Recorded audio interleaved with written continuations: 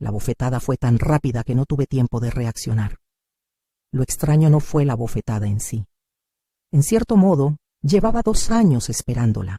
Lo verdaderamente impactante fue el sonido, el delicado crujido de mis gafas al estrellarse contra el mármol pulido de la hacienda. Ese sonido, nítido y final, fue lo que rompió el hechizo. 100 invitados contuvieron la respiración al unísono, creando un silencio tan profundo que casi podía oír el latido de mi propio corazón.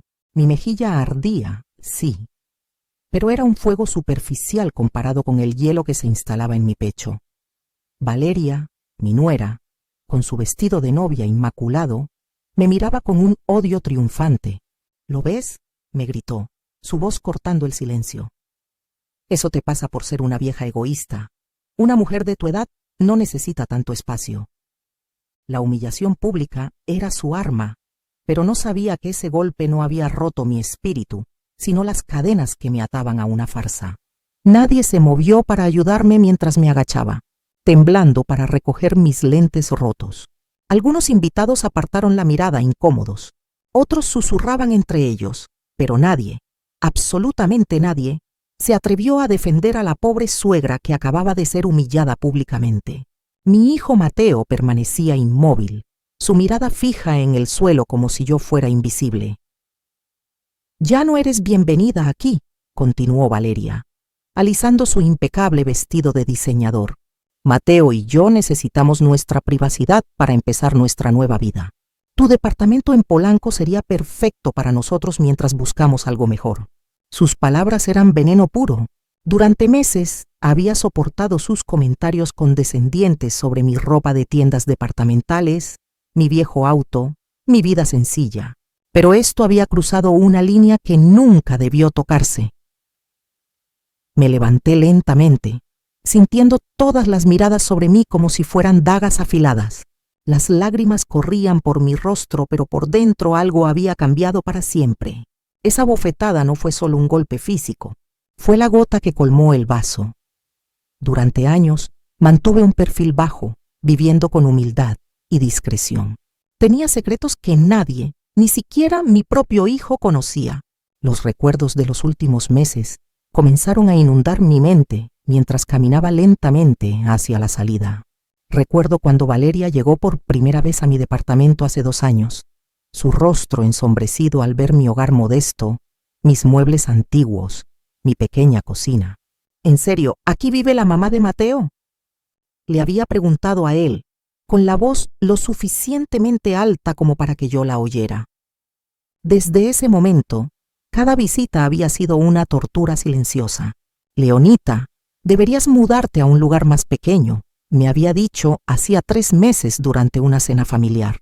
«A tu edad, no puedes mantener un departamento tan grande. Además, Mateo y yo estamos pensando en tener hijos pronto. Necesitaremos más espacio». Su falsa sonrisa no engañó a nadie excepto a mi hijo, que parecía haber perdido la personalidad cada vez que ella hablaba, actuando como una marioneta en un hilo. Las humillaciones habían aumentado gradualmente. Primero fueron los comentarios sobre mi ropa. «Leonita, no tienes nada más moderno que ponerte». Luego se trató de mi coche. «Ese coche es muy viejo. Es peligroso que lo conduzcas». Después fue mi trabajo voluntario en el jardín comunitario. «No entiendo por qué una mujer de tu edad sigue trabajando en lugar de relajarse». Cada frase era una pequeña daga venenosa que se clavaba en mi autoestima. El recuerdo que ahora me golpeaba con más fuerza, el que debería haberme abierto los ojos por completo, ocurrió hace unos 8 meses. Fue el incidente con el reloj de Martin. No era una pieza ostentosa, sino un reloj suizo de acero, de diseño clásico, que mi esposo había comprado con su primer gran éxito como marchante de arte. Para mí no tenía precio. Era el símbolo de todo lo que habíamos construido juntos desde cero. Estaba en una pequeña vitrina en la sala. Valeria lo notó durante una de sus visitas. «¿Y ese reloj?», preguntó con un interés que me pareció fingido. Se lo enseñé, contándole la historia con una emoción que me quebró un poco la voz. Ella lo sostuvo en sus manos, pero no con la reverencia de quien aprecia una reliquia, sino con la fría evaluación de un tasador. Es bonito. De una forma clásica, dijo, lo que en su lenguaje era un insulto. Pero, Leonita, ¿has pensado en lo que podrías hacer con el dinero? Un reloj así, de una marca conocida, podría valer bastante. Podrías renovar toda esta sala, o incluso dar el enganche para un coche nuevo y más seguro para ti. Aferrarse a estas cosas viejas es un poco deprimente, ¿no crees? Hay que mirar hacia el futuro. Mateo, como siempre, asintió. Valeria tiene un punto, mamá. Es solo un objeto. No es solo un objeto, Mateo. Es el recuerdo de tu padre, respondí, sintiendo un frío glacial recorrer mi espalda. Le quité el reloj de las manos a Valeria con más brusquedad de la que pretendía. Ella sonrió, una sonrisa afilada y victoriosa, como si hubiera ganado una batalla secreta. Solo lo decía por tu bien, Leonita. Queremos que vivas cómodamente. En ese momento comprendí. Para ella nada tenía valor sentimental. Todo, absolutamente todo, era un activo que podía ser liquidado. Mi hogar, mis recuerdos, incluso el amor que sentía por mi hijo. Todo era cuantificable en pesos y centavos. Ella no solo quería mi departamento, quería despojarme de mi pasado, de mi identidad, para financiar su futuro vacío y superficial. Esa noche, por primera vez, me di cuenta de que no estaba tratando con una nuera difícil, sino con una depredadora. Y lo más doloroso era que mi propio hijo le estaba abriendo la puerta de la jaula. Me llamo Leonita Vargas. Tengo 62 años y toda mi vida he sido una mujer que prefiere la discreción a la ostentación. Trabajo como voluntaria en un jardín botánico 3 días a la semana. Conduzco un coche de hace 12 años. Compro mi ropa en tiendas departamentales. Para el mundo exterior, especialmente para Valeria, soy solo una viuda de clase media que vive con una pensión fija. Pero esa es exactamente la imagen que he cultivado cuidadosamente durante décadas. Lo que ninguna de esas personas que me miraban con lástima sabía era que mi vida había sido completamente diferente antes de que mi esposo falleciera. Mi esposo, Martin, no había sido el contador que todos creían. Él fue uno de los marchantes de arte más discretos y exitosos de México. Juntos habíamos tomado la decisión consciente de vivir modestamente, de mantener en secreto nuestra verdadera riqueza y de proteger la privacidad de nuestra familia de una manera que ahora entendía que había sido profética. Al salir del salón de fiestas, las conversaciones de los invitados me siguieron como una nube tóxica. «Pobrecita, se ve tan frágil», susurró la tía de Valeria. «La novia tiene razón. Esa mujer ya no puede cuidar de sí misma», añadió el primo de Mateo. «Debería estar en una casa de retiro, no viviendo sola», comentó otro invitado con falsa compasión. Cada palabra era como ácido vertiéndose sobre heridas abiertas. La fría temperatura del aire acondicionado del salón contrastaba marcadamente con el calor sofocante en el pecho. Me temblaban las manos mientras buscaba a tientas mi celular en mi desgastado bolso negro. Un bolso que había usado durante 5 años, no porque no pudiera permitirme uno nuevo, sino porque había aprendido a valorar la practicidad por encima de las apariencias, algo que mi nuera claramente nunca entendería. Marqué un número que conocía de memoria, un número que no había usado en más de un año, porque ingenuamente esperaba que nunca fuera necesario. «Señor Morales, es Leonita Vargas. Necesito que venga a la Hacienda de los Reyes inmediatamente». «Sí, ahora mismo. Traiga la carpeta azul, la que usted sabe. Es hora de que sepan la verdad». Mi voz temblaba, pero había en ella una firmeza que no había sentido en mucho tiempo. «¿Está segura, señora Vargas?», preguntó Morales con su voz profesional pero preocupada. «Una vez que hagamos esto no habrá vuelta atrás». Miré hacia el salón de fiestas una última vez, donde pude ver a Valeria riendo con sus amigas, probablemente contándoles cómo había puesto a su inútil suegra en su lugar. Mateo estaba a su lado, sonriendo débilmente, sin mostrar ni una pizca de vergüenza, ni una pizca de remordimiento por lo que acababa de presenciar. «Completamente segura», respondí. «30 minutos, Morales. No más». Colgué el teléfono y caminé hacia mi coche con paso decidido. Por primera vez en años, iba a quitarme la máscara que había usado para proteger a mi familia. Por primera vez, iban a conocer a la verdadera Leonita Vargas. Y cuando eso sucediera, cuando la realidad chocara con sus mundos falsos y perfectos, entenderían el verdadero significado de la palabra arrepentimiento. El estacionamiento estaba tranquilo, iluminado por las luces que proyectaban largas sombras entre los coches. Me senté en mi viejo sedán y esperé. 30 minutos para que sus vidas cambiaran para siempre. 30 minutos para que descubrieran que habían cometido el mayor error de sus vidas al humillar a la mujer que los había estado cuidando en secreto, más de lo que jamás podrían imaginar. Mientras esperaba en mi auto, los recuerdos de cómo llegué a este punto comenzaron a inundar mi mente como una avalancha imparable. Todo había comenzado exactamente hace 2 años y medio, cuando Mateo llegó a mi departamento con esa sonrisa nerviosa que conocía tan bien desde que era niño. «Mamá, quiero presentarte a alguien muy especial», me había dicho. Y allí estaba ella, Valeria, con su cabello perfectamente peinado, su ropa de diseñador y esa sonrisa que no le llegaba a los ojos.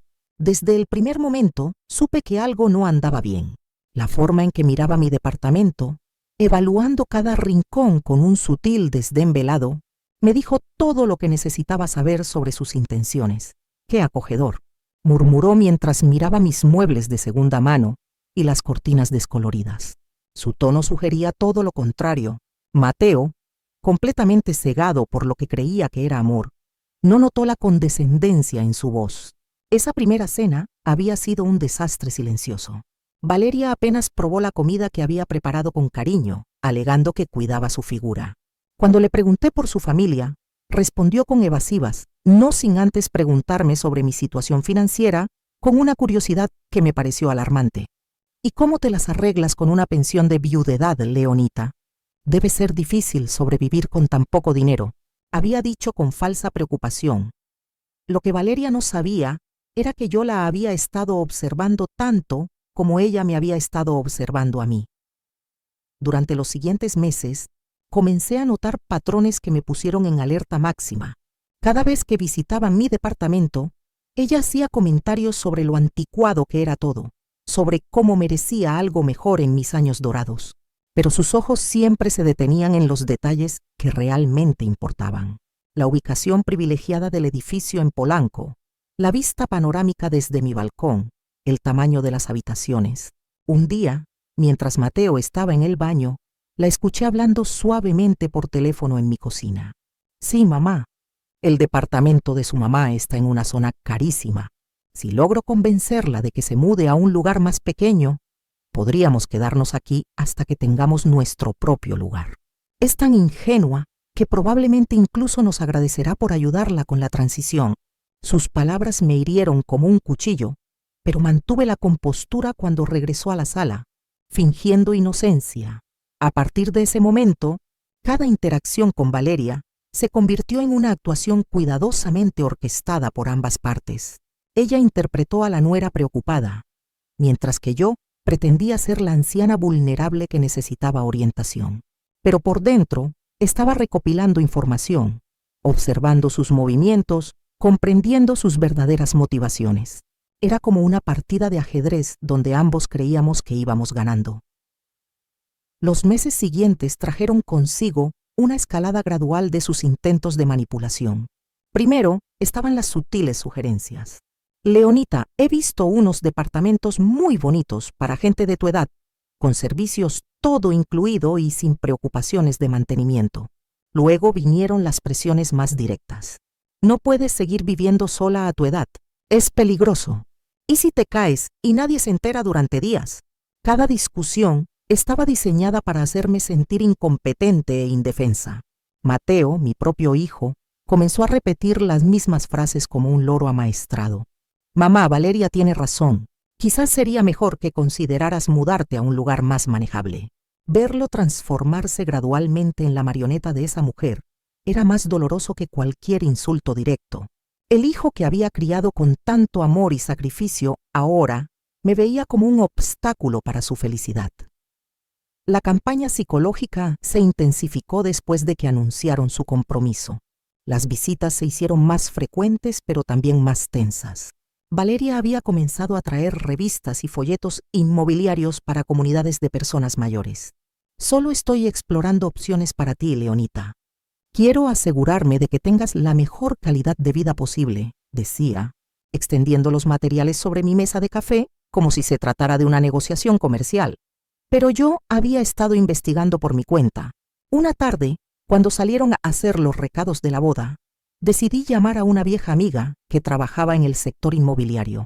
Clara, necesito que investigues algo para mí, le dije. Hay una pareja que está muy interesada en mi departamento y quiero saber más sobre su situación financiera real. Lo que descubrí me dejó helada. Valeria y Mateo estaban metidos hasta el cuello en deudas. La boda que estaban planeando costó más de 1 millón de pesos, completamente financiada con tarjetas de crédito y préstamos personales. El departamento que alquilaban en La Condesa estaba al borde del desalojo por falta de pago. Los coches de lujo que conducían se financiaban con cuotas que no podían afrontar. Su estilo de vida era una fachada construida sobre una deuda asfixiante. Todo empezó a tener sentido. La prisa por casarse, la insistencia en que me mudara, los comentarios constantes sobre mi vulnerabilidad económica. No era amor lo que unía a esta pareja, era la necesidad desesperada de encontrar una solución a sus problemas financieros. Y mi departamento, ubicado en una de las zonas más exclusivas de la ciudad, era su salvación. La revelación me impactó como una bofetada en el alma.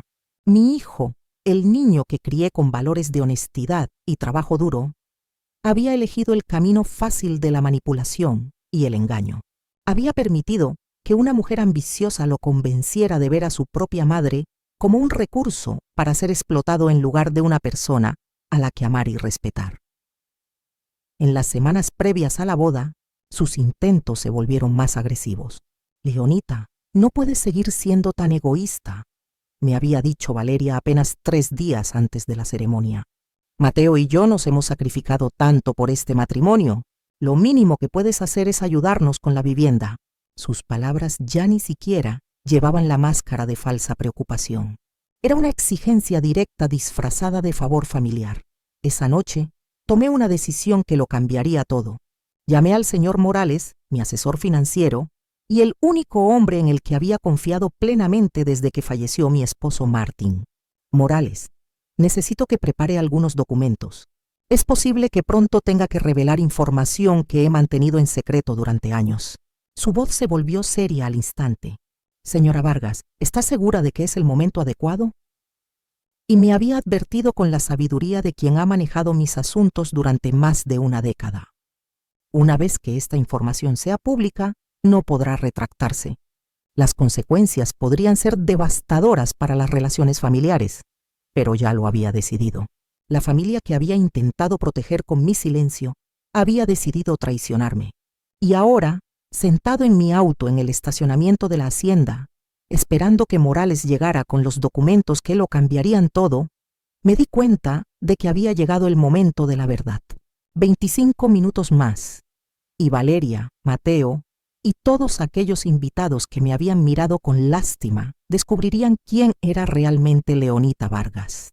25 minutos más, y sus mundos perfectos, construidos sobre mentiras y codicia, se derrumbarían como castillos de arena.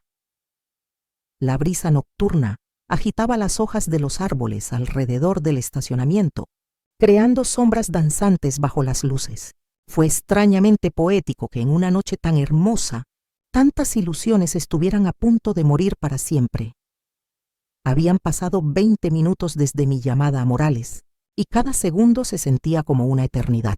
Desde mi coche podía ver las luces doradas del salón de fiestas, escuchar la alegre música y las risas derramándose por las ventanas abiertas. Era surrealista pensar que en tan solo unos minutos, esa celebración se convertiría en una pesadilla para los protagonistas. Cerré los ojos y dejé que los recuerdos más dolorosos de los últimos meses inundaran mi mente. Necesitaba recordar exactamente por qué había llegado a este punto sin retorno. La mayor humillación había ocurrido hace apenas 2 semanas antes de la boda, durante lo que Valeria había llamado una importante reunión familiar. había llegado a mi departamento, acompañada no solo por Mateo, sino también por sus padres, una emboscada perfectamente planeada. Leonita, queremos hablar contigo sobre tu futuro. La madre de Valeria, una mujer guapa que me miraba como si fuera un insecto molesto, había comenzado. Creemos que es hora de que tomes decisiones responsables sobre tu vida, continuó el padre de Valeria, un hombre corpulento que había inspeccionado mi apartamento con ojos de tasador evaluando una propiedad. A tu edad, vivir sola en un lugar tan grande no solo es innecesario, sino peligroso. ¿Y si tienes una emergencia médica y nadie se entera durante días? Sus palabras eran ensayadas, demasiado perfectas para ser espontáneas. Mateo había permanecido en silencio durante toda la conversación, asintiendo ocasionalmente como una marioneta experta. Verlo allí, sentado junto a una familia que me trataba como un obstáculo, era como ver al hijo que había criado morir ante mis ojos. «Mamá», dijo finalmente con una voz que ya no reconocía. «Tienen razón. Valeria y yo hemos estado hablando y creemos que sería mejor para todos si te mudaras a un lugar más apropiado para tu edad». ¿Apropiado para mi edad?, repetí, sintiendo que la ira comenzaba a hervir en mi interior. ¿Y quién decide que es apropiado para mí? ¿Tú? La madre de Valeria intercambió una mirada cómplice con su marido, como si mis palabras confirmaran algo que ya habían discutido. Leonita, entendemos que esto puede ser difícil de aceptar, pero debes pensar en lo que es mejor para Mateo y Valeria. ¿Qué es lo mejor para ellos?, murmuré, empezando a comprender la verdadera dimensión de la conspiración que se había tejido a mis espaldas. Y supongo que mi apartamento sería perfecto para que empezaran su vida de casados, ¿verdad? El incómodo silencio que siguió a mi pregunta fue toda la respuesta que necesitaba. Habían planeado cada detalle de esta conversación, cada discusión, cada presión psicológica. Valeria tomó el control en ese momento, desplegando todo su arsenal de manipulación emocional. Leonita, no se trata solo del apartamento, se trata de tu bienestar.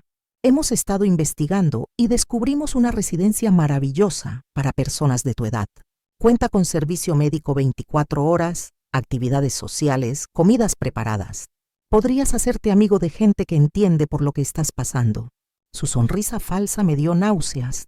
¿Qué estoy pasando?, te pregunté fingiendo confusión. ¿Y qué crees que me está pasando, Valeria?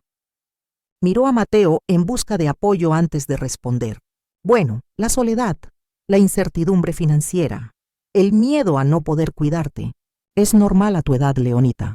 No tienes por qué avergonzarte de necesitar ayuda. La audacia de esta mujer de 28 años, diciéndome lo que era normal a mi edad, me dejó sin palabras por un momento. Pero luego vi algo en sus ojos que me dio escalofríos, la certeza absoluta de que tenía derecho a mi vida, a mi hogar, a mis decisiones. Para ella, yo ya no era una persona con autonomía, sino un obstáculo a ser eliminado con la menor resistencia posible. Hemos hecho los cálculos, continuó el padre de Valeria, sacando una carpeta que claramente habían preparado con antelación. El costo de la residencia sería de aproximadamente 50,000 pesos al mes. Con la venta de tu departamento, tendrías suficiente dinero para cubrirlo durante muchos años. Y todavía quedaría algo para, bueno, ayudar a Mateo y Valeria con sus gastos iniciales de la boda. Ahí estaba la cruda realidad. No se trataba de mi bienestar ni de mi seguridad. Se trataba de dinero. Se trataba de convertir mi hogar en efectivo para financiar su estilo de vida insostenible. ¿Y si me niego?, pregunté, aunque ya sabía la respuesta. Leonita, dijo Mateo con voz ensayada, esperamos que no sea necesario tomar medidas más drásticas. Pero si tu salud mental se deteriora hasta el punto de que no puedes tomar decisiones racionales, la amenaza implícita era clarísima. Si no cooperaba voluntariamente, buscarían vías legales para declararme incompetente. Habían hecho su investigación. Lo habían planeado. Habían preparado el terreno para quitarme todo lo que poseía por la fuerza si era necesario. El hijo que había criado con tanto amor estaba sentado allí, permitiendo que extraños amenazaran a su propia madre. Esa noche, después de que se fueron con mi firme negativa, lloré por primera vez en años, no por tristeza, sino por la muerte definitiva de las ilusiones que tenía sobre mi familia. Había llamado a Clara inmediatamente. Necesito que investigues algo urgentemente, le dije entre lágrimas.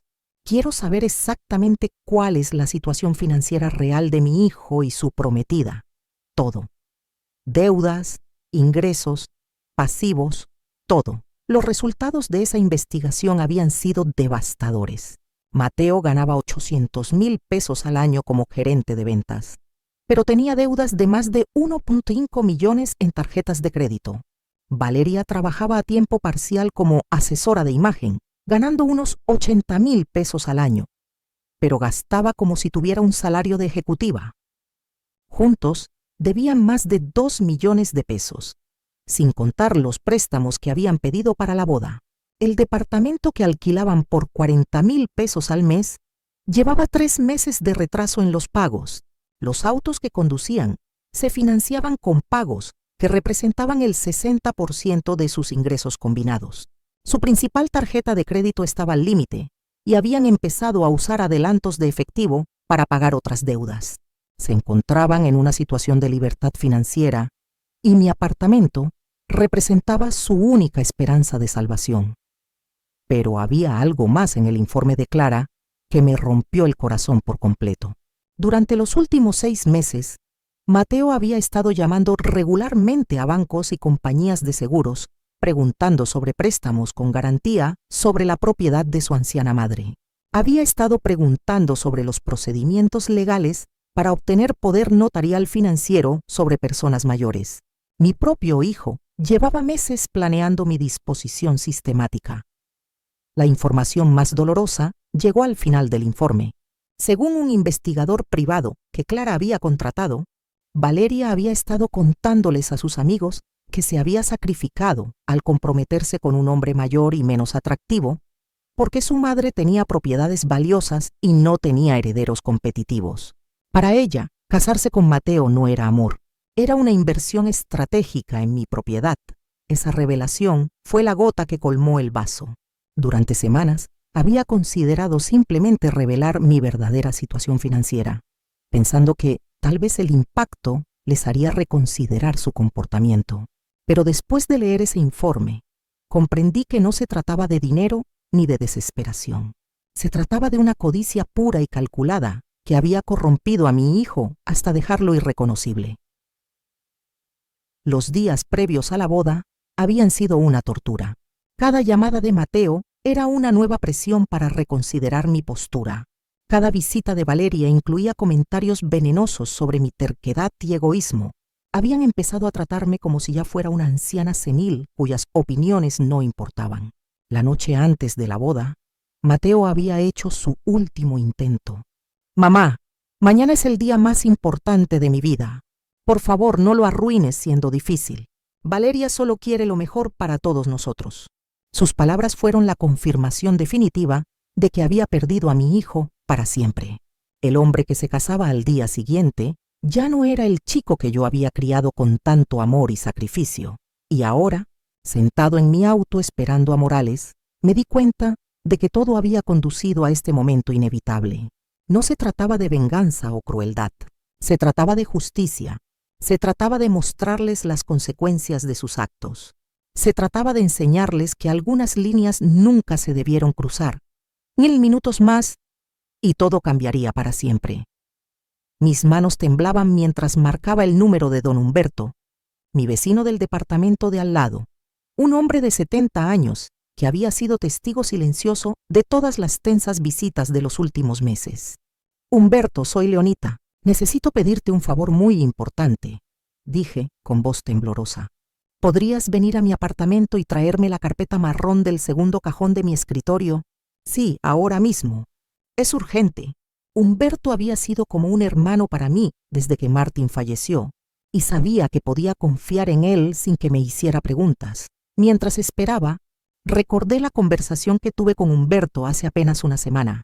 Había presenciado desde su balcón cuando Valeria llegó con un tasador de bienes raíces sin avisarme. «Leonita, esa chica trajo a un hombre con un maletín que estaba midiendo tu apartamento desde fuera». Me lo había dicho con evidente preocupación en la voz. Al verme se marcharon rápidamente. No me gusta nada lo que está pasando. Humberto fue el primero en notar los sutiles cambios en el comportamiento de Mateo en los últimos meses. «Tu hijo ya no me saluda como antes», observó. «Solía quedarse a charlar conmigo cuando venía de visita. Ahora entra y sale corriendo como si se avergonzara de algo». Sus palabras confirmaron lo que mi corazón ya sabía. Había perdido a mi hijo mucho antes de la bofetada de esa noche. La carpeta que le había pedido a Humberto contenía documentos que nadie en mi familia había visto jamás: certificados bancarios, títulos de propiedad, registros de inversiones que Martin y yo habíamos mantenido en secreto durante décadas.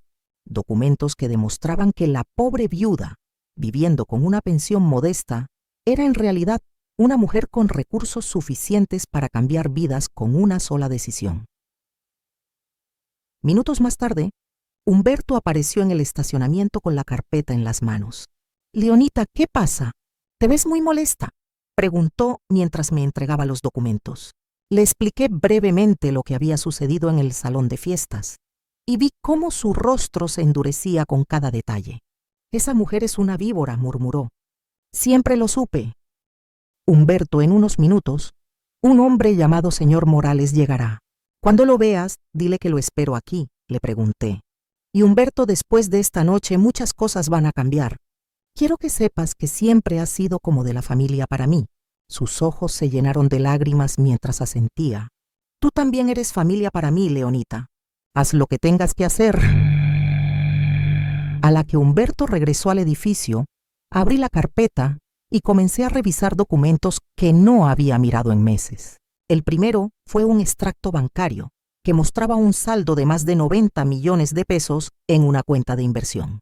El segundo era el título de propiedad de un edificio de oficinas en Santa Fe, que generaba una renta mensual de 800,000 pesos. El tercero era la escritura de una casa de playa, en Tulum, que había comprado como inversión hace 11 años.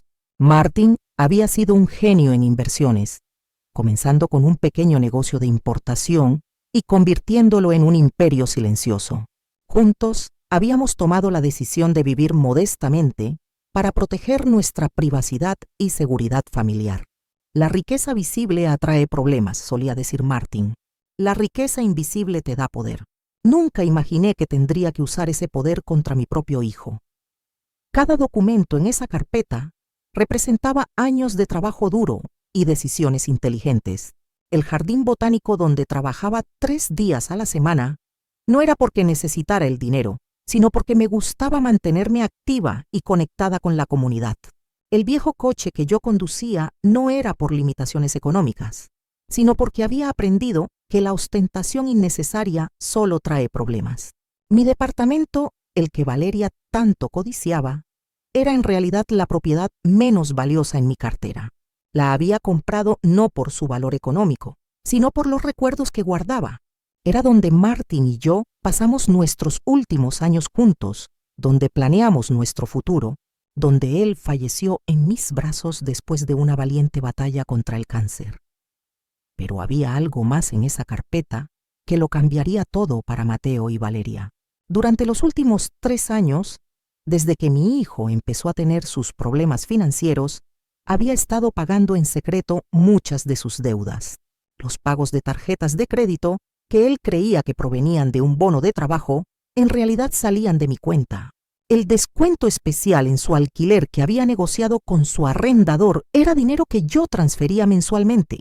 Sin que Mateo lo supiera, había estado subsidiando su irresponsable estilo de vida durante años. El lujoso apartamento en el que vivía, el coche que conducía, incluso algunos de los gastos de la boda que se estaba celebrando en ese preciso momento, habían sido posibles gracias a mi apoyo financiero secreto. Pensé que estaba ayudando a mi hijo en un momento difícil, sin darme cuenta de que estaba financiando su transformación en una persona que no reconocí.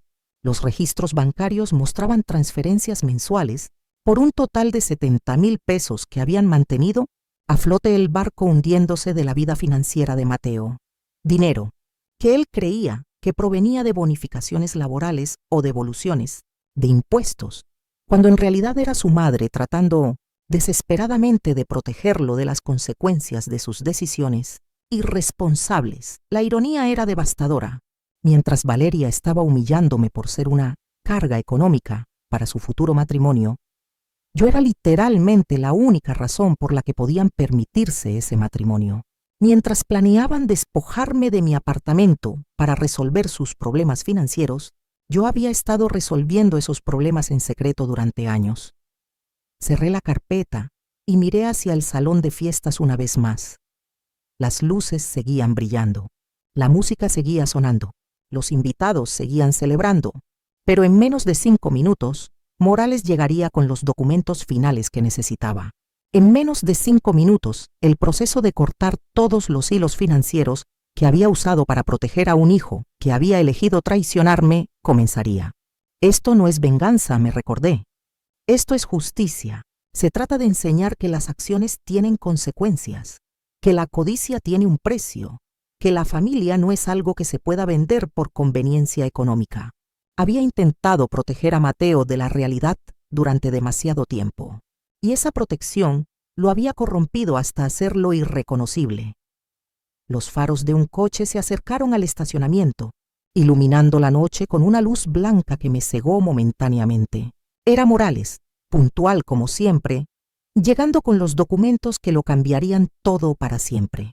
Salí de mi auto y caminé hacia él, sintiendo cómo cada paso me alejaba más de la leonita que había sido y me acercaba a la mujer en la que necesitaba convertirme. «Señora Vargas», dijo Morales mientras salía de su coche, con un portafolio legal bajo el brazo. «¿Está completamente segura de esto?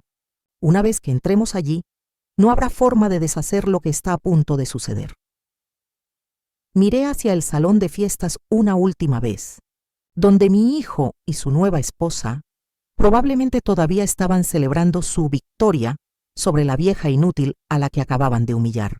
Nunca he estado más segura de algo en mi vida, Morales. Es hora de que conozcan a la verdadera Leonita Vargas. Morales abrió su portafolio debajo de la luz del estacionamiento y comenzó a mostrarme los documentos que había preparado con su característica eficiencia. «Señora Vargas, aquí está la orden para la suspensión inmediata de todas las transferencias bancarias que ha estado realizando a nombre de Mateo Vargas», dijo, señalando el primer papel. «Además, aquí está el aviso de cancelación del contrato de arrendamiento que usted había garantizado confidencialmente.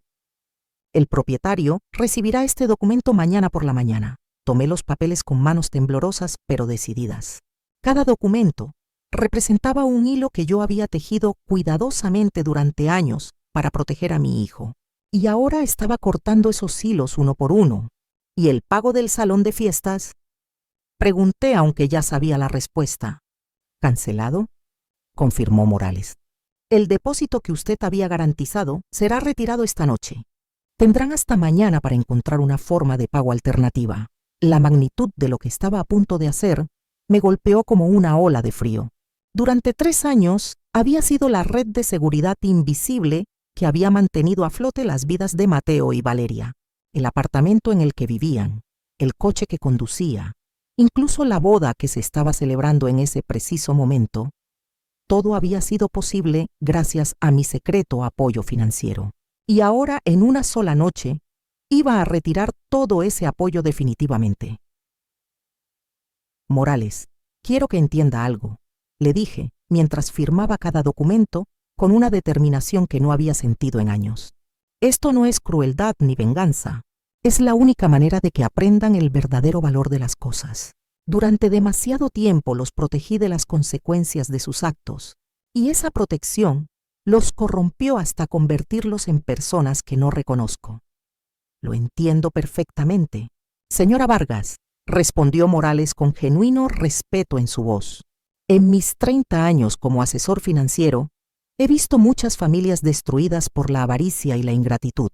Lo que usted hace requiere más coraje del que posee la mayoría de la gente». Sus palabras me dieron la fuerza final que necesitaba para dar el último paso. Caminamos juntos hacia la entrada del salón de fiestas, y con cada paso podía sentir mi corazón latir más rápido. No era nerviosismo lo que sentía, era una extraña mezcla de tristeza por lo que había perdido y anticipación por lo que estaba a punto de recuperar. Mi dignidad, mi autoestima, mi derecho a ser tratada como un ser humano en lugar de como un recurso para ser explotado. La música se detuvo de repente cuando entramos al salón de fiestas. 150 pares de ojos se volvieron hacia nosotros, y pude ver la confusión en los rostros de los invitados. Algunos reconocieron a Morales de inmediato. Después de todo, él había manejado los asuntos financieros de varias familias prominentes de la ciudad durante décadas. Su presencia en eventos sociales solía significar que algo importante estaba a punto de suceder. Valeria fue la primera en reaccionar. «¿Qué estás haciendo aquí, Leonita?», y me gritó desde el centro de la pista de baile donde había estado posando para fotos con Mateo. «Ya te fuiste una vez. ¿No fue suficiente drama por una noche?». Su voz llevaba consigo esa arrogancia que había llegado a conocer tan bien, pero podía detectar una nota de nerviosismo que no había estado allí antes. «Damas y caballeros», dijo Morales con voz clara y profesional, «me disculpo por interrumpir esta celebración, pero tengo asuntos legales urgentes que discutir con el señor Mateo Vargas y la señora Valeria Ortiz». El silencio que siguió fue tan profundo que se podía oír el zumbido del aire acondicionado. Algunos huéspedes comenzaron a sacar sus teléfonos celulares, sintiendo que estaban a punto de presenciar algo extraordinario. Mateo se acercó lentamente, su rostro pálido y sus ojos llenos de confusión. «¿Qué pasa aquí, mamá?», me preguntó con una voz que ya no sonaba tan segura como cuando me había humillado unos minutos antes. «¿Quién es este hombre y por qué está hablando de asuntos legales?». Pude ver sus manos temblar ligeramente mientras se ajustaba la corbata, un gesto nervioso que había tenido desde la infancia. «Mateo», dije con una voz más firme de lo que había sonado en meses. «Este es el señor Morales, mi asesor financiero y legal. Ha venido para entregarte unos documentos que creo que te resultarán muy esclarecedores». Morales abrió su portafolio y sacó el primer documento. «Señor Mateo Vargas, por la presente se le notifica que la garantía financiera que su madre había proporcionado para su contrato de arrendamiento ha sido cancelada de inmediato. Su propietario será notificado mañana por la mañana y usted tendrá 30 días para encontrar un nuevo garante o desalojar la propiedad». El rostro de Mateo palideció. «Garantía financiera», murmuró, mirándome con ojos que empezaban a llenarse de comprensión y horror. «Mamá, ¿de qué está hablando?». Pero pude ver por su expresión que una parte de él ya lo sabía. Durante años había sospechado que su suerte financiera no era del todo natural, pero había decidido no hacer preguntas porque las respuestas podrían haber sido incómodas. Además, continuó Morales implacablemente, las transferencias mensuales de 70,000 pesos que su madre venía realizando a sus cuentas personales han sido permanentemente suspendidas. Esto incluye pagos de tarjetas de crédito, seguros de automóvil y varios otros gastos que usted creía que estaban cubiertos por otras fuentes». Valeria dejó escapar un jadeo que hizo eco por todo el salón. «Eso es imposible», exclamó corriendo hacia nosotros, con el vestido de novia arrastrándose por el suelo. «Mateo no tiene una madre rica. Mira cómo vive, mírala. Su ropa, su coche. Es una anciana que vive con una pensión miserable». Su histeria era evidente, y varios invitados comenzaron a murmurar entre ellos con creciente fascinación. «Por último», dijo Morales, tomando el último documento de su portafolio, «el pago garantizado para esta celebración también ha sido cancelado. La Administración de la Hacienda tendrá derecho a exigir el pago completo antes de que los invitados puedan irse esta noche». Las palabras cayeron en el salón de fiestas como una bomba, y pude ver a algunos invitados nerviosos empezaron a moverse hacia las salidas. La comprensión golpeó a Mateo como un martillo. «Tú», murmuró, mirándome con ojos que no podían procesar del todo lo que oían. «Has sido tú todo este tiempo. Has estado pagando por todo».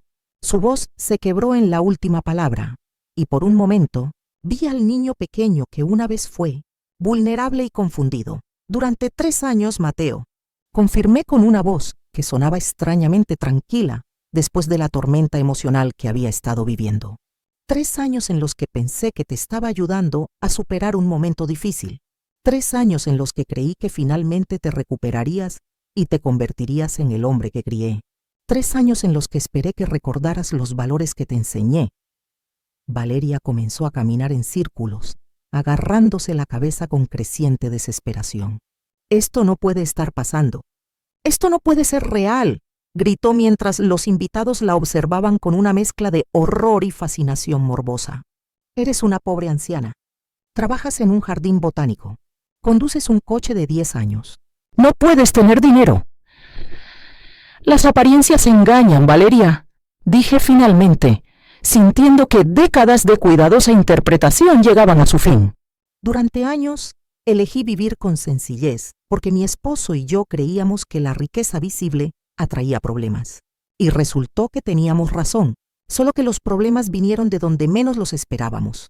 La música se había detenido por completo, y el único sonido en el salón de fiestas era la respiración agitada de los recién casados y los crecientes murmullos de los invitados, que empezaban a comprender que estaban presenciando algo completamente inesperado. Algunos ya estaban grabando con sus teléfonos, sabiendo instintivamente que esta historia se convertiría en leyenda urbana. «Mamá», dijo Mateo, su voz rota. «Por favor, tiene que haber alguna manera de arreglar esto. La boda, los invitados, todo». Pero pude ver en sus ojos que finalmente comenzaba a comprender la magnitud de lo que había perdido. No solo dinero o seguridad financiera. Había perdido a su madre, la mujer que lo había amado incondicionalmente durante 35 años. «La única manera de arreglar esto, Mateo», respondí, «era no romperlo desde el principio». El silencio en el salón se volvió ensordecedor. 150 invitados contuvieron la respiración mientras procesaban lo que acababan de escuchar. Valeria permaneció inmóvil por primera vez en toda la noche, con la mirada moviéndose entre Morales, los documentos y mi cara, como si intentara encontrar una grieta en la realidad que se derrumbaba a su alrededor. Mateo me miró fijamente con una expresión que nunca olvidaré, una mezcla de sorpresa, comprensión tardía y horror absoluto. «Señora Vargas», dijo Morales en voz lo suficientemente alta para que todos la oyeran, «¿quiere que proceda a leer los detalles financieros completos?» Su pregunta flotaba en el aire como una espada sobre las cabezas de los recién casados. Pude ver a varios invitados acercarse, fascinados por el drama que se desarrollaba ante sus ojos. «Por favor, Morales», respondí con una serenidad que no sabía que poseía. «Creo que todos merecen saber toda la verdad». Valeria intentó interrumpir con un grito desesperado, pero Morales levantó una mano y continuó con la precisión de un cirujano realizando una operación delicada. «Durante los últimos 36 meses», comenzó Morales consultando sus documentos, «la señora Leonita Vargas ha transferido un total de 2.520.000 pesos para cubrir los gastos de manutención de su hijo, Mateo Vargas, y su prometida. Esto incluye 1.440.000 pesos para el pago del alquiler, 720.000 pesos para pagos con tarjeta de crédito y 360.000 pesos para seguros de vehículo y gastos varios». Un murmullo colectivo recorrió el salón de fiestas. Algunos invitados intercambiaron miradas de asombro. Otros sacaron calculadoras en sus teléfonos para verificar las cifras. La madre de Valeria, que había permanecido sentada en la mesa principal durante todo el enfrentamiento, se puso de pie lentamente con el rostro completamente pálido. Además, continuó Morales implacablemente, «la señora Vargas garantizó personalmente el costo total de esta celebración, incluyendo el salón de fiestas, comida, música, flores y fotografía, por un monto de 1.000 o 200.000 pesos. Dinero que, como mencioné antes, ya no está disponible para cubrir estos gastos». Valeria finalmente encontró su voz, pero lo que salió fue más un quejido que palabras coherentes. «Esto es imposible. Es mentira. Nadie puede tener tanto dinero y vivir como un pordiosero». Se volvió hacia los invitados como si buscara apoyo, pero solo encontró caras fascinadas y algunas que estaban claramente divertidas por su desesperación. «Mi querida Valeria», dije con una calma que contrastaba dramáticamente con su histeria, «acabas de aprender una lección muy valiosa sobre juzgar a las personas por las apariencias. Durante años, elegí vivir con sencillez porque mi esposo, Martin, y yo valorábamos la privacidad por encima de la ostentación. Resultó ser una decisión muy sabia. Mateo finalmente reaccionó, acercándose a mí con pasos vacilantes. Mamá, por favor, tiene que haber una explicación. Tiene que haber una manera de resolver esto. No puedes destruir mi vida así. Su voz se quebró en la última palabra, y por un momento sentí una punzada de dolor maternal que casi me hizo vacilar. ¿Destruir tu vida? Repetí, sintiendo que la ira comenzaba a hervir dentro de mí nuevamente. Estoy destruyendo tu vida. ¿No fue tu esposa quien me abofeteó frente a 150 personas? ¿No fuiste tú quien se quedó sin decir una palabra mientras me humillaban? ¿No fuiste tú quien planeó despojarme de mi hogar? La verdad de mis palabras resonó en el salón como campanas de iglesia. Varios invitados asintieron, recordando con claridad la escena que había comenzado todo este drama. Algunos incluso tenían videos en sus teléfonos de la bofetada que Valeria me había dado, evidencia digital de la crueldad que había provocado esta revelación. Pero eso fue diferente, murmuró Mateo, aunque su voz carecía de convicción. No sabíamos, no entendíamos. Pensábamos que realmente necesitabas ayuda. Sus excusas sonaban patéticas incluso para él mismo, y pude ver a algunos invitados intercambiando miradas de desprecio. ¿No lo sabías?, pregunté alzando la voz por primera vez en toda la noche. ¿No sabías que estabas planeando una emboscada familiar para presionarme a vender mi hogar? ¿No sabías que habías traído a un tasador de bienes raíces sin mi conocimiento? ¿No sabías que habías estado investigando formas legales de declararme incompetente si no cooperaba? Con cada pregunta, la postura de Mateo se encogía. Morales aprovechó el momento para sacar otro documento de su portafolio. Señor Vargas, también debo informarle que su madre ha decidido modificar su testamento. Todos los bienes que previamente fueron designados para su herencia han sido redirigidos a organizaciones benéficas dedicadas a proteger a las personas mayores del abuso familiar. El impacto de esta declaración fue como una explosión silenciosa. Valeria se tambaleó hacia atrás como si la hubieran golpeado. «¡No puedes hacer eso!», gritó, y su máscara de compostura finalmente se desvaneció por completo. «Somos tu familia. Mateo es tu único hijo. No puedes desheredarlo por una pelea estúpida». «¿Una pelea estúpida?», repetí, dejando las palabras flotando en el aire lleno de tensión. ¿Así se describe una conspiración familiar para despojar a una anciana de su hogar? ¿Así se justifica abofetear a la madre de tu marido el día de su boda? Mi voz se había vuelto gélida y pude ver a algunos invitados estremecerse. El padre de Valeria, que había permanecido en silencio durante todo el enfrentamiento, finalmente se acercó con una expresión de pánico mal disimulado. «Señora Vargas, creo que todos estamos un poco trastornados por las emociones del día. Quizás podríamos hablar de esto en privado cuando las cosas se hayan calmado un poco». Su tono era el de un hombre que acababa de darse cuenta de que había apostado al caballo equivocado. «No hay nada que discutir en privado», respondí con firmeza.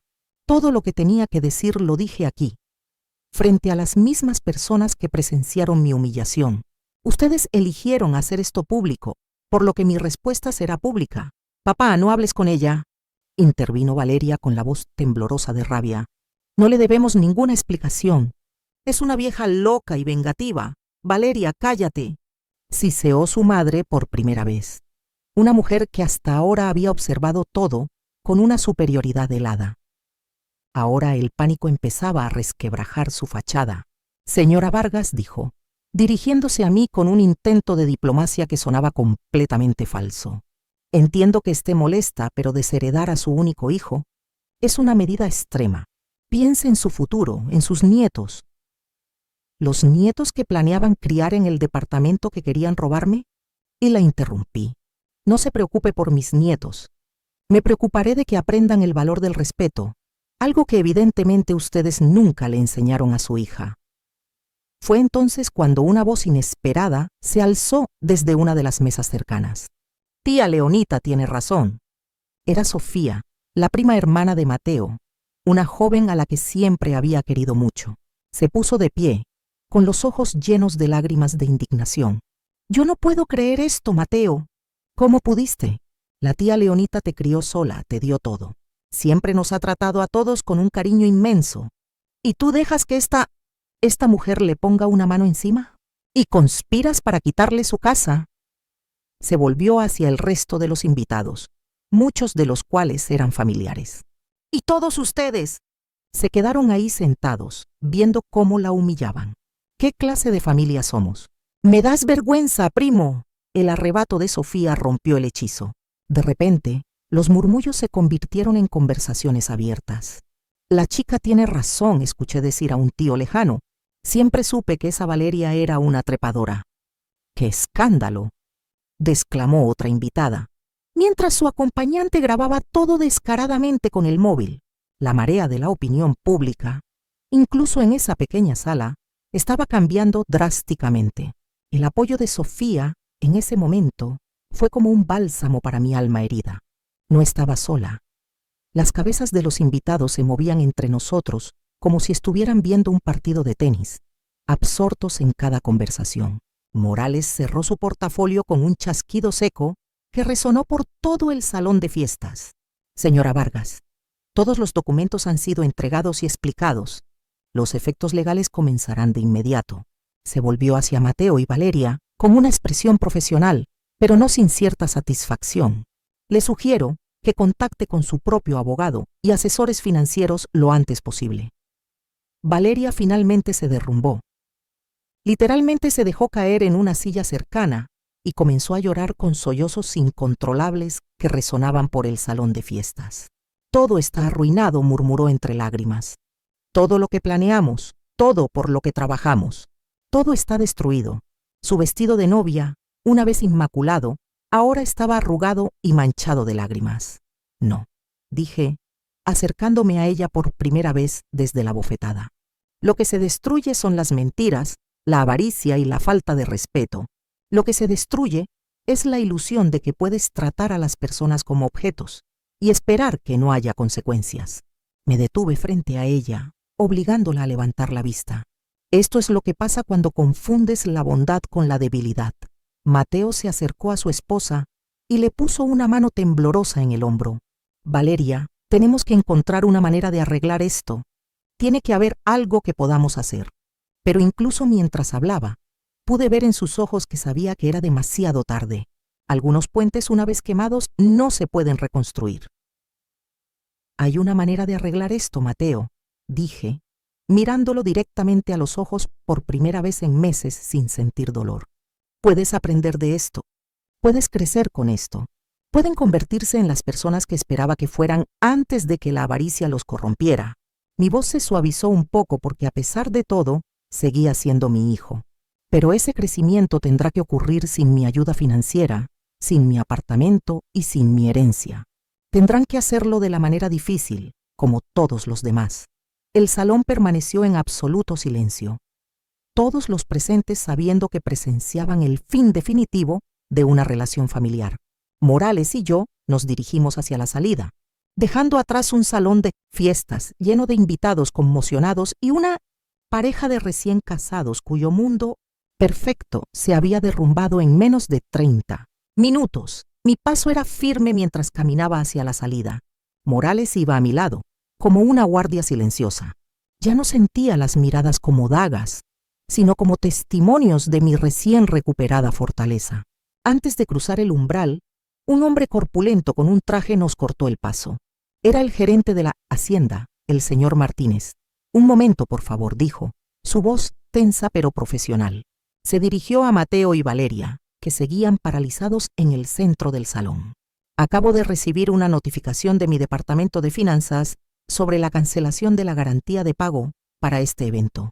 Necesito una forma de pago alternativa para cubrir el saldo pendiente de 1.200.000 pesos». Inmediatamente, la cifra dicha en voz alta pareció succionar el poco aire que quedaba en la sala. Valeria levantó la cabeza con el maquillaje corrido por las lágrimas. «¿Qué? No tenemos ese dinero. Es el día de nuestra boda. No puede hacernos esto». «Señora», respondió Martínez con una paciencia que se agotaba visiblemente. «Esto no es personal, es un negocio. El contrato es claro. Sin pago, el evento se termina. Tendré que pedir a todos los invitados que se retiren y mi personal dejará de servir». Mateo, desesperado, sacó su cartera. Tengo tarjetas de crédito, balbuceó, extendiéndolas como una ofrenda patética. Martínez hizo una seña a un mesero que trajo una terminal inalámbrica.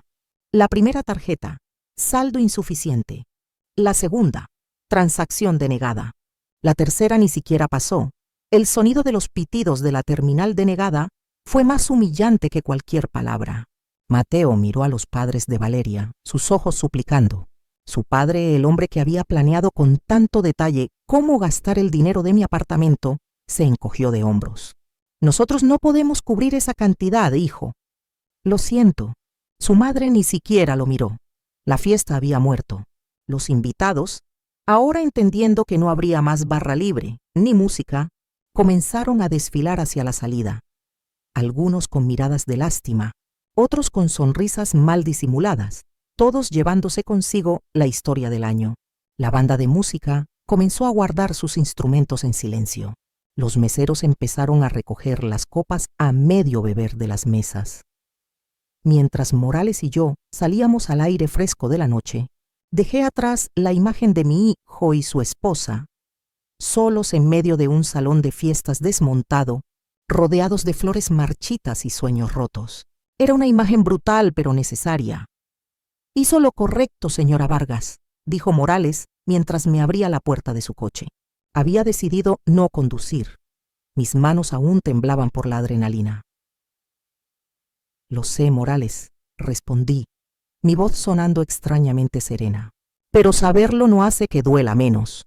El viaje de regreso a mi departamento fue en silencio. Al llegar, las luces de mi edificio se sentían más acogedoras que nunca. Don Humberto, mi vecino, me esperaba en el lobby con una taza de té de manzanilla en las manos. Vi que llegaba, dijo simplemente. Pensé que lo necesitaría. Ese pequeño gesto de bondad casi me hace llorar de nuevo, pero esta vez eran lágrimas de gratitud. Subí a mi hogar, a mi santuario. El silencio era reconfortante. Fui a mi habitación y abrí un viejo álbum de fotos. Allí estaba Mateo, de 5 años, sonriendo sin dientes, abrazado a mí. Lloré por ese niño, por el hombre en que se había convertido y por la madre que me había visto obligada a hacer esa noche. No fue un acto de venganza, sino de supervivencia. Había perdido un hijo, pero había recuperado mi vida. Y mientras la noche envolvía la ciudad, supe, con una certeza dolorosa pero liberadora, que por fin estaba en paz. Dormí profundamente por primera vez en meses, un sueño sin pesadillas ni ansiedades. Al despertar, la luz del sol que entraba por mi balcón parecía más brillante. El silencio de mi apartamento ya no se sentía como soledad, sino como soberanía. Sin embargo, no tenía ilusiones. Sabía que la tormenta no había terminado, simplemente había cambiado de naturaleza. Mi teléfono, que había puesto en silencio, parpadeaba con docenas de notificaciones. La mayoría eran llamadas perdidas de números desconocidos y de familiares lejanos que no habían hablado conmigo en años. Pero fue un mensaje de Sofía, mi sobrina, el que captó mi atención. «Tía, tienes que ver esto. Se ha vuelto viral». Adjuntaba un enlace a una red social. Con el corazón latiéndome un poco más rápido, abrí el enlace. El video, tembloroso y grabado con un móvil, estaba titulado «Boda de pesadilla. Suegra millonaria expone a nuera abusiva». Tenía más de 1 millón de visualizaciones. El clip comenzaba justo en el momento de la bofetada, capturando el sonido nítido y la humillación en mi rostro. Luego saltaba a la entrada de Morales y mostraba toda la confrontación. Quien lo había grabado, probablemente uno de los invitados más jóvenes, había hecho un trabajo sorprendentemente bueno al capturar los diálogos clave. Pero lo que me dejó sin aliento no fue el video en sí, sino los comentarios. Había miles. ¡Épico! La doña es mi ídola. Valeria es el ejemplo perfecto de cazafortunas. Bravo por esa señora. ¡Qué temple y qué dignidad! Y luego estaban los comentarios que me tocaron el alma. A mí mi hijo me hizo algo parecido con mi casa. Ojalá hubiera tenido su valor. Gracias por darnos voz a los padres que somos vistos como cajeros automáticos. Esta señora no solo se defendió a sí misma, defendió a toda una generación. Me di cuenta de que mi drama personal había trascendido. Ya no era solo mi historia, se había convertido en un símbolo, un grito de guerra para incontables personas que sufrían en silencio. El video no mostraba a una anciana vengativa, como Valeria había gritado. Mostraba a una mujer acorralada que, con calma y precisión, había desmantelado a sus agresores usando la verdad como su única arma. Estaba leyendo los comentarios, sintiendo una extraña mezcla de validación y vulnerabilidad cuando el teléfono sonó. Era Mateo. Dudé un momento antes de contestar. «Bueno», dije, mi voz más firme de lo que esperaba. «¿Estás contenta?», gritó, su voz distorsionada por la rabia y el pánico. «Has arruinado mi vida entera. Todo el mundo ha visto ese estúpido video. Me han llamado del trabajo. Valeria no para de llorar. Sus padres nos han echado de su casa». «¿Eso querías?», esperé a que terminara su diatriba. No había ni una pizca de arrepentimiento en su voz, solo la indignación de alguien a quien le han quitado lo que creía que era suyo por derecho. «Mateo», respondí con una calma glacial, «la vida que crees que he arruinado estaba construida sobre mis espaldas y mis ahorros secretos. Era una farsa. Lo que ves ahora por primera vez es la realidad. Te sugiero que empieces a acostumbrarte a ella, pero soy tu hijo, tu único hijo», suplicó, su tono cambiando de la ira a una autocompasión lastimera. «Se supone que debes ayudarme». Y lo hice, Mateo. Durante 3 años te ayudé más de lo que nunca sabrás. Te di una red de seguridad tan cómoda que nunca aprendiste a volar. Ahora he quitado la red. Es hora de que aprendas. Y con eso colgué. Fue una de las cosas más difíciles y a la vez más liberadoras que había hecho jamás. La guerra, sin embargo, apenas comenzaba. 2 días después, recibí un sobre de un prestigioso bufete de abogados. Era una notificación extrajudicial enviada en nombre de la familia Ortiz, los padres de Valeria. El documento, redactado en un lenguaje legal intimidante, me acusaba de difamación, angustia emocional intencionada y daño a la reputación. Exigían una disculpa pública y una compensación económica de 5 millones de pesos, o procederían con una demanda. Mi primer instinto fue el miedo. Las palabras demanda y tribunales eran aterradoras. Pero entonces recordé la carpeta azul de Morales. Recordé el video y los miles de comentarios de apoyo. Ya no estaba sola. Llamé a Morales de inmediato. «Déjeme adivinar», dijo en cuanto contestó. «Ha recibido una carta de los abogados de la familia Ortiz. ¿Cómo lo supo?». Y pregunté sorprendida. «Es el manual del abusador, capítulo 1, la intimidación», respondió con calma. «Es una táctica de manual. Ignórela. No tiene ningún fundamento. Ellos no tienen un caso. Usted sí. De hecho, estaba a punto de llamarla. Creo que es hora de que pasemos a la ofensiva». A la mañana siguiente, mi sala se había convertido en un cuartel general improvisado. Estábamos Morales, con su portafolio lleno de documentos legales. Sofía, mi sobrina, con su portátil abierta mostrando análisis de la repercusión en redes sociales. Y don Humberto, que insistió en estar presente para ofrecer apoyo moral y café recién hecho. Por primera vez sentí que tenía un equipo, una familia de elección que estaba de mi lado sin condiciones. «Bien», comenzó Morales colocando varios documentos sobre mi mesa de centro. «Legalmente estamos en una posición de poder absoluto. La carta de sus abogados es puro teatro. La difamación no se sostiene cuando lo que se dijo es la verdad. Y tenemos los extractos bancarios para probar cada una de sus afirmaciones. El daño emocional es ridículo, considerando que la agresión física inicial provino de su clienta. Tenemos docenas de testigos y un video viral que lo prueba». Hizo una pausa, mirándome directamente. «La pregunta no es si podemos defendernos, señora Vargas. La pregunta es, ¿queremos contraatacar? ¿Qué significaría eso?». Pregunté, mi voz apenas un susurro. «Significaría presentar nuestra propia demanda», explicó. «Una por agresión física contra Valeria Ortiz y otra, potencialmente más significativa, contra ambos por intento de fraude y abuso de confianza. Podríamos argumentar y probar que existió una conspiración sistemática para declararla incompetente con el fin de apropiarse de sus bienes. Eso es un delito grave. La idea era abrumadora. Llevar a mi propio hijo a los tribunales, el dolor en mi pecho regresó con fuerza. Fue Sofía quien intervino. Tía, sé que es horrible pensarlo, pero tienes que ver el panorama completo. Giró su portátil hacia mí. Esto ya no es privado. El video tiene ahora 3 millones de visualizaciones. Hay hilos de debate en foros, artículos en blogs. La gente está contando sus historias. Si te echas para atrás ahora, el mensaje que enviarás es que los abusadores, si presionan lo suficiente, pueden salirse con la suya. Tiene razón, añadió don Humberto. Piense en esa gente que le escribe, Leonita. Usted se ha convertido en su campeona. Luchar no es solo por usted, es por ellos. Sus palabras me dieron una perspectiva que no había considerado. Mi batalla podría tener un propósito mayor. Podría sentar un precedente. El plan de ellos es simple, continuó Morales. Quieren asustarla para que llegue a un acuerdo extrajudicial. Le ofrecerán retirar su ridícula demanda si usted les da una suma de dinero para empezar de nuevo. Es chantaje, simple y llanamente. Mientras procesaba todo, un nuevo mensaje llegó al teléfono de Sofía. Era de una amiga suya que trabajaba en una agencia de relaciones públicas. Dice que Valeria ha estado contactando a revistas de chismes, dijo Sofía, leyendo el mensaje con incredulidad. Está intentando vender su versión de la historia. Quiere pintarse como la víctima de una suegra cruel y mentalmente inestable que la atacó por celos. Esa fue la gota que derramó el vaso.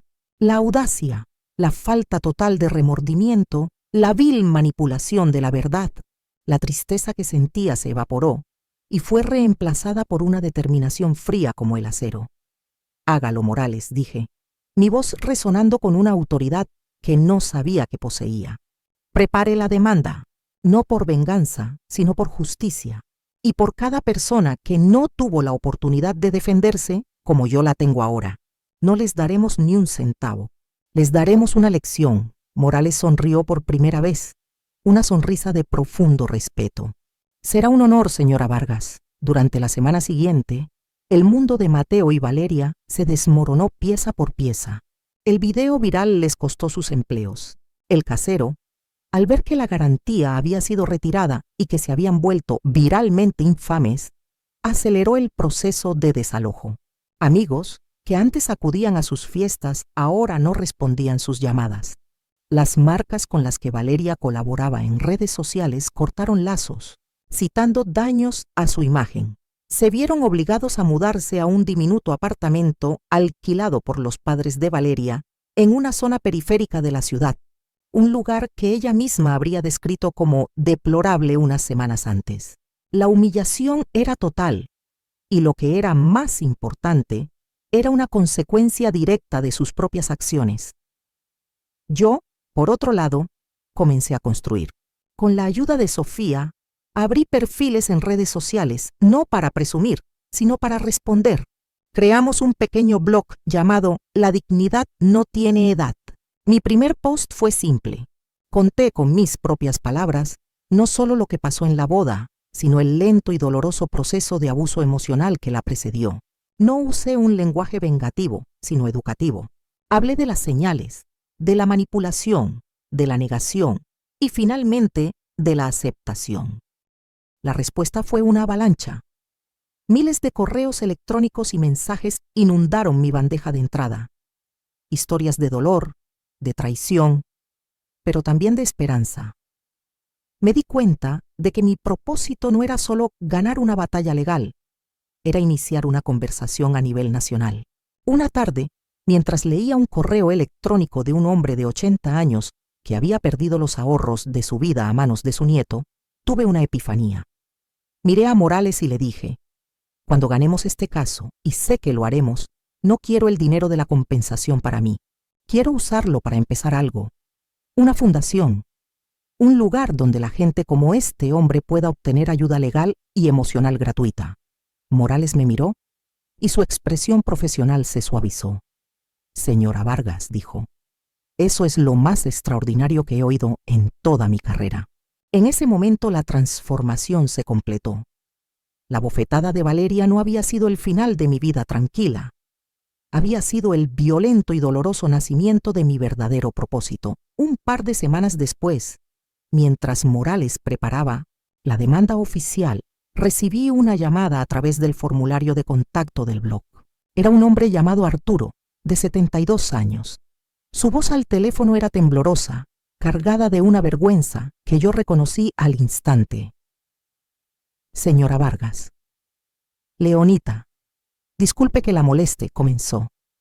Leí su historia, y es como si estuviera leyendo la mía. Mi hija y su esposo me convencieron de poner mi casa a su nombre para protegerla de impuestos. Me prometieron que podría vivir en ella hasta que muriera. La semana pasada me llegó una orden de desalojo. Vendieron la casa sin decirme nada y ahora no tengo a dónde ir. Su historia me golpeó como un puñetazo en el estómago. Era mi pesadilla, hecha realidad en la vida de otro hombre. Le pedí que nos viéramos en una pequeña cafetería cerca de mi casa. Fui acompañada por don Humberto. Arturo era un hombre, menudo, con unos ojos amables que ahora estaban nublados por el miedo y la traición. Nos contó su historia con detalles desgarradores. Cómo su hija empezó con pequeñas peticiones de dinero. Cómo lo aisló de sus amigos. Cómo usó a sus nietos como moneda de cambio emocional. Me siento tan estúpido, concluyó, con lágrimas surcando sus mejillas. Confías en tu propia sangre. No puedes imaginar que te harían algo así. Usted no es estúpido, Arturo, le dije, poniendo mi mano sobre la suya. Usted es un padre que ama a su hija. El error no fue suyo, fue de ellos, que confundieron su amor con una oportunidad. Esa tarde llamé a Morales. Tenemos nuestro primer caso, le dije, incluso antes de que la fundación exista oficialmente. Morales, sin dudarlo, aceptó representar a Arturo pro bono como el primer acto de la futura Fundación Vargas. Por primera vez, sentí el poder real que Martin siempre decía que la riqueza invisible otorgaba. El poder de cambiar la vida de alguien para mejor. Mientras tanto, la guerra mediática se intensificó. Valeria consiguió su exclusiva en una revista de chismes de baja categoría. La portada era una foto suya llorando con el titular «Mi suegra millonaria intentó destruir mi boda y mi vida». En el artículo, me pintaba como una matriarca controladora y mentalmente desequilibrada, celosa de la felicidad de su hijo. Afirmaba que yo había inventado la historia de la riqueza para humillarlos y que la bofetada fue en defensa propia después de que yo la insultara. Sofía estaba furiosa. «Tenemos que responder. Está mintiendo descaradamente». «No», dije con calma. «No jugaremos en su terreno. No responderemos a la revista. Responderemos en los tribunales». Y así lo hicimos. El día que presentamos nuestra demanda, Morales se aseguró de que fuera un evento mediático, pero de una manera completamente diferente. No hubo drama, solo hechos. Convocó una pequeña rueda de prensa frente a los juzgados. No asistí yo, sino él, como mi representante legal. «Hoy hemos presentado una demanda en nombre de la señora Leonita Vargas», anunció Morales a un grupo de periodistas serios. No es en respuesta a las ficciones publicadas en la prensa sensacionalista, sino a causa de una agresión física documentada y un patrón de abuso y manipulación financiera. Presentaremos pruebas irrefutables, incluyendo extractos bancarios, testimonios de testigos y comunicaciones que demuestran una conspiración para despojar a la señora Vargas de su patrimonio. Nuestro objetivo no es la venganza, sino la justicia y sentar un precedente para proteger a nuestros mayores. Su declaración fue sobria, profesional y devastadora.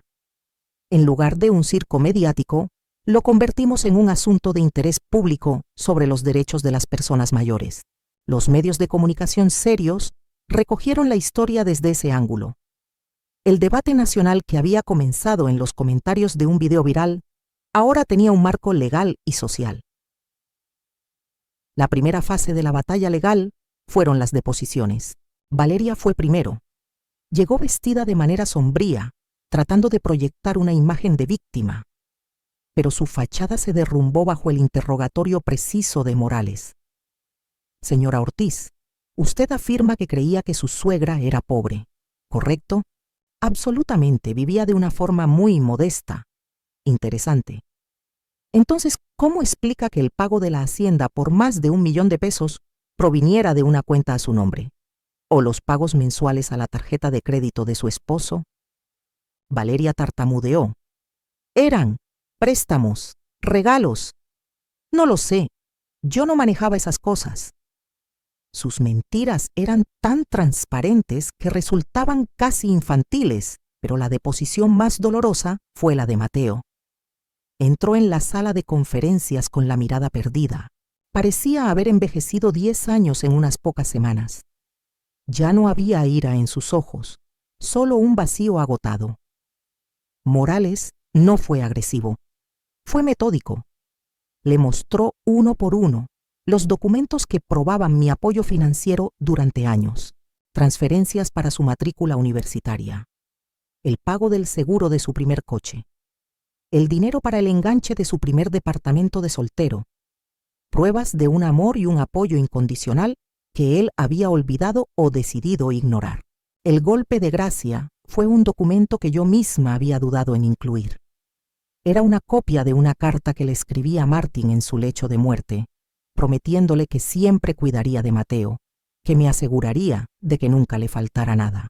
Morales se la entregó. «Señor Vargas, ¿reconoce esta carta?», preguntó Morales suavemente. Mateo la leyó. Sus manos comenzaron a temblar violentamente, su rostro se contrajo, y entonces, por primera vez, se rompió. Dejó caer la cabeza entre las manos y comenzó a sollozar, no con autocompasión, sino con el sonido gutural y desgarrador de un alma que finalmente se enfrenta a la enormidad de su propia traición. En ese momento, en esa sala de conferencias estéril, supe que había ganado. No la demanda legal, sino la batalla por la verdad. Mi hijo, finalmente, recordaba quién era su madre. El abogado de Valeria intentó intervenir pidiendo un receso, pero el daño ya estaba hecho. La deposición se detuvo. Mientras Mateo seguía sollozando, Valeria se acercó a él, su rostro una máscara de furia contenida. No había compasión en su mirada, solo desprecio. «Levántate, Mateo», siseó en voz baja, pero audible para todos en la sala. «Deja de ser tan patético. Estás arruinando todo». Esa fue la frase que lo rompió todo. Mateo levantó la cabeza, sus ojos rojos e hinchados. La miró, pero esta vez era como si la viera por primera vez, no como una diosa glamorosa, sino como la arquitecta de su ruina moral. «¿Arruinando qué, Valeria?», respondió con una voz ronca y quebrada. «¿El plan? ¿El plan para destruir a mi propia madre?». Se puso de pie, su cuerpo temblando, y se alejó de ella como si quemara. Se acabó. No puedo seguir con esto. Salió de la sala de conferencias sin mirar atrás, dejando a Valeria sola, con la boca abierta, su expresión de conmoción absoluta finalmente revelando que su última pieza de ajedrez había cobrado vida y abandonado el tablero. Esa noche, el teléfono sonó. Era un número desconocido. Dudé, pero algo me dijo que contestara. Era Mateo. «Mamá», dijo, su voz apenas un susurro. No había demandas ni acusaciones, solo un dolor palpable. «Mamá, lo siento tanto. Mi corazón, ese órgano traicionero que había intentado proteger con capas de resolución y justicia, dio un vuelco. El instinto maternal, esa fuerza primigenia, surgió con una fuerza que me sorprendió. Quería decirle que todo estaba bien, que lo perdonaba. Pero la leonita que había renacido esa noche en la hacienda sabía que las heridas tan profundas no se curan con palabras fáciles. «¿Qué es lo que sientes, Mateo?», pregunté, mi voz suave pero firme. No era una acusación, sino una pregunta genuina. Hubo un largo silencio al otro lado de la línea. Lo escuché respirar, un sonido entrecortado. «Siento vergüenza», admitió finalmente. «Siento haber olvidado todo lo que me enseñaste. Dejé que la ambición, la codicia, me cegaran. Te vi como un medio para un fin, no como mi madre. Y no hay excusa para eso. Ninguna. Era la primera vez que escuchaba una responsabilidad genuina en su voz, sin culpar a Valeria, sin culpar a las circunstancias, solo él y su elección. Necesito verte, mamá, continuó. No para pedirte nada. Solo necesito hablar. Entenderé si dices que no. Merezco que digas que no. Aún no, Mateo, respondí, la decisión formándose en mi mente con una claridad dolorosa. Primero, hay cosas que debes arreglar por tu cuenta. Tienes que enfrentar las consecuencias de tus acciones, no solo conmigo, sino con la ley y contigo mismo. Cuando este proceso legal termine, cuando hayas demostrado con hechos, no solo con palabras, que entiendes el daño que has hecho, entonces hablaremos. Colgar fue, de nuevo, terriblemente difícil, pero sabía que una reconciliación prematura sería una curita sobre una herida infectada. Él necesitaba sanar por su cuenta antes de que pudiéramos siquiera pensar en sanar juntos. Los eventos se precipitaron después de eso. Con el testimonio de Mateo completamente desacreditado y su clara ruptura con Valeria, el caso de ellos se desmoronó. Su abogado, viendo la inevitable derrota y el potencial daño a su propia reputación, les aconsejó que retiraran su demanda y buscaran un acuerdo para la nuestra. Valeria, abandonada por Mateo y sin recursos, no tuvo más opción que aceptar. Morales fue implacable en la negociación. No pedimos una suma exorbitante de dinero, porque nunca se trató de eso. El acuerdo fue simple y simbólico. Valeria tuvo que firmar una disculpa pública, reconociendo la agresión y retractándose de las mentiras publicadas en la revista. Además, se le impuso una orden de restricción, prohibiéndole contactarme o acercarse a mi propiedad. Finalmente, se acordó una modesta compensación por daños, cada centavo, de la cual fue directamente a la cuenta bancaria recién abierta de la Fundación Vargas para la Dignidad Mayor. Mientras nuestro caso legal llegaba a su fin, el caso de Arturo florecía. Con los recursos y la tenacidad de Morales, descubrieron que la firma del traspaso de la propiedad se había obtenido bajo coacción y con información engañosa. Presentaron una demanda por fraude. La hija de Arturo y su esposo, enfrentados a pruebas contundentes y a la mala prensa que comenzaba a rodear los casos de abuso a mayores, cedieron rápidamente, anularon la venta de la casa y se la devolvieron a Arturo. Un mes después de nuestra primera reunión, Arturo me llamó, llorando de alegría desde el teléfono de su propia casa, que ahora estaba legalmente protegida en un fideicomiso que Morales había creado para él. Esa victoria fue más dulce que cualquier acuerdo financiero para mí. Era la prueba tangible de que mi dolor podía transformarse en el refugio de otra persona. Unas semanas después del acuerdo, recibí un sobre por correo. No tenía remitente. Dentro había un cheque de caja por una cantidad modesta y una nota escrita a mano con la letra temblorosa de Mateo. Mamá, vendí el coche y el reloj que me regalaste para la graduación. Sé que no es nada comparado con el daño que hice y sé que no necesitas el dinero. Por favor, acéptalo como el primer pago de una deuda que es imposible de saldar. Es para la fundación. He estado siguiendo las noticias. Estoy orgulloso de ti. Con amor, Mateo. El gesto, pequeño pero significativo, me dijo que estaba empezando a entender. No se trataba de dinero, sino de restitución, de sacrificio personal. Decidí que era el momento. Lo cité en el jardín botánico donde yo era voluntaria. Un lugar neutral, lleno de vida y crecimiento. Llegó puntual.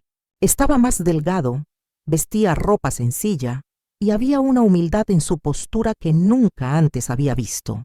Nos sentamos en una banca de hierro forjado, rodeados del aroma de las flores y el zumbido de las abejas. Durante un largo rato no dijimos nada. El silencio ya no era incómodo ni tenso, sino contemplativo. Me divorcié de Valeria, dijo finalmente, rompiendo el silencio. Firmamos los papeles la semana pasada. Ella se fue del país. Volvió con su familia a España. Asentí, sin sentir ni triunfo ni pena. Valeria era simplemente un capítulo cerrado. Conseguí un trabajo, continuó mirando sus manos, en un almacén en el turno de noche. El sueldo es bajo, pero es honesto. Estoy pagando mis deudas poco a poco. Vivo en un pequeño cuarto alquilado. Eso es un buen comienzo, Mateo, dije en voz baja. Finalmente, levantó la vista y me miró a los ojos.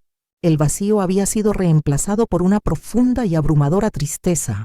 ¿Cómo pude hacerlo, mamá?, preguntó, su voz quebrándose. ¿Cómo pude convertirme en esa persona? Miro hacia atrás y no me reconozco. Es como si hubiera estado poseído por un monstruo. No fue un monstruo, Mateo, respondí, eligiendo mis palabras con cuidado. Fuiste tú.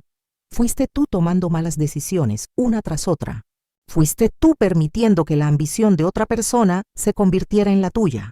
Fuiste tú olvidando quién eras. La buena noticia es que si tú lo construiste, tú también puedes desmontarlo y construir algo nuevo, algo mejor. Pero, ¿podrás perdonarme alguna vez?, preguntó, la pregunta que había estado suspendida en el aire entre nosotros durante meses. Respiré hondo, mirando el viejo ahuehuete que se alzaba frente a nosotros, un testigo silencioso de siglos de historias. El perdón no es un interruptor que se enciende y apaga, Mateo. Es un camino, y apenas estamos empezando a caminarlo. El amor de una madre es incondicional, pero la confianza no lo es. La confianza se rompió en 1000 pedazos, y reconstruirla llevará tiempo, esfuerzo y, sobre todo, acciones consistentes de tu parte. Me levanté de la banca. Tengo que ir a podar las rosas. Me volví hacia él. Si quieres, puedes venir a ayudarme. El trabajo manual es bueno para el alma. Una pequeña sonrisa, la primera que veía en meses, se dibujó en su rostro. Me encantaría, mamá. Me encantaría. Mientras caminábamos juntos hacia el rosal, lado a lado, pero sin tocarnos, supe que nuestra historia no tenía un final de cuento de hadas. La herida era demasiado profunda para eso, pero por primera vez en mucho tiempo había esperanza. Una esperanza frágil, como un nuevo brote en primavera, pero esperanza al fin. Habíamos perdido una familia basada en mentiras, pero ahora quizás, solo quizás, teníamos la oportunidad de construir una nueva, basada en la dolorosa pero liberadora verdad. ¿Qué debería hacer Leonita? ¿Debería luchar por ver a su nieto arriesgándose a caer de nuevo en la trampa de Valeria? ¿O debería protegerse a sí misma y a la frágil relación que está reconstruyendo con Mateo, aunque signifique no conocer al niño? La decisión más difícil de su vida está por delante. ¿Les gustaría saber qué pasa después? Déjenme saber en los comentarios si quieren una parte 2 de esta historia. Su apoyo es lo que me motiva a seguir creando. No olviden suscribirse y activar la campanita para no perderse ninguna novedad. Muchas gracias por acompañarme hasta el final.